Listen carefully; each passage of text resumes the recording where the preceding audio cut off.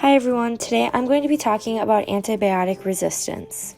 Antibiotic resistance occurs when an antibiotic has lost its ability to control or kill bacterial growth. This is natural, and with resistance comes a greater chance of survival for the bad bacteria in the body. Resistance is gained in two major ways: through genetic mutation or by acquiring resistance from another bacterium, through transformation, transduction, and conjugation.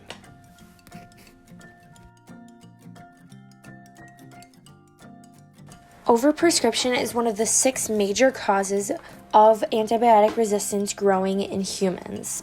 As resistance grows, the infections get more and more difficult to treat, which is not a good thing because the next time that a person gets an infection, it means that more antibiotics are required. Now I'm just going to explain to you a bit about how antibiotics work. These are all healthy bacteria with one resistant bacteria. If an antibiotic is prescribed and its intentions are to kill one bacteria but it can't find any of those, it's going to start killing the body's healthy bacteria.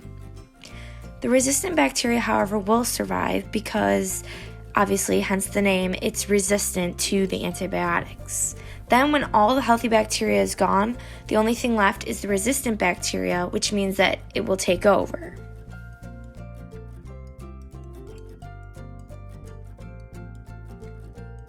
A doctor may prescribe an antibiotic thinking that you have a certain bacterial infection, and whether they didn't take the time to test for that infection or they give you too much of an antibiotic, this is what we call overprescription.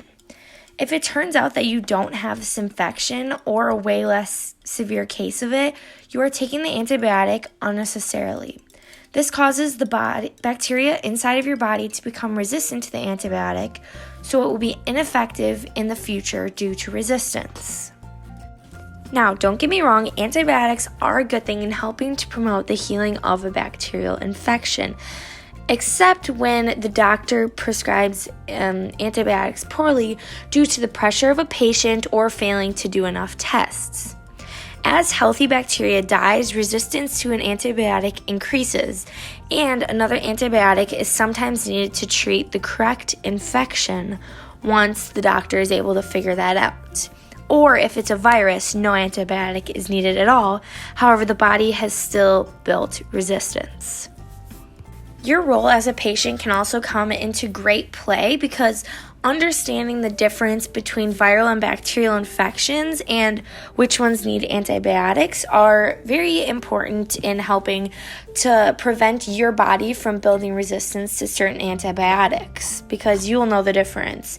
Because if you're diagnosed with a virus, you won't necessarily need an antibiotic. Only take antibiotics that are prescribed for you because every person is different, and the amount of drugs that are in those antibiotics depends from person to person because everyone's different and the severity of their illness. Doctors also are able to hang pledges, so that's more in the medical community, as well as comparing different doctor stats to see how commonly they misdiagnose or misprescribe different antibiotics, because in the end, you are really helping yourself and your body against antibiotic resistance.